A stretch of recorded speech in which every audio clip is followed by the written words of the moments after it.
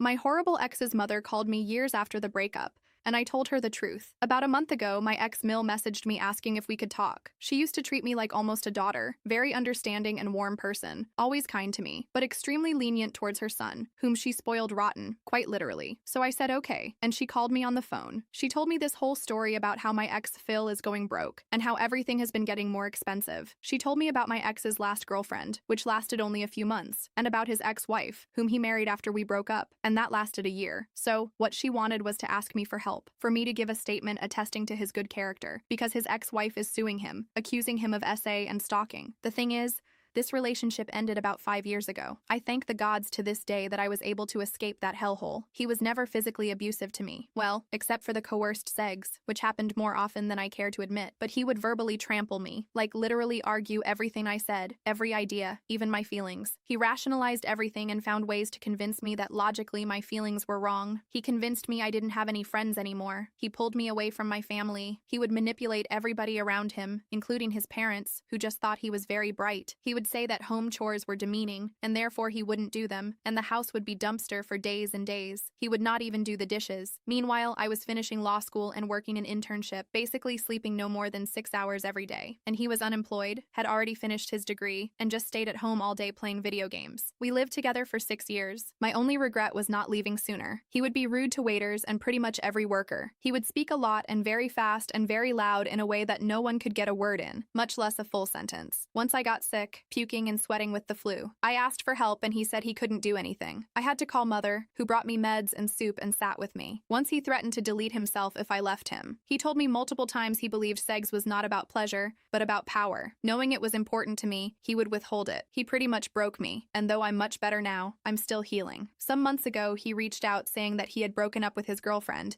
and that we should speak again. BC, how come he wouldn't have me in his life anymore?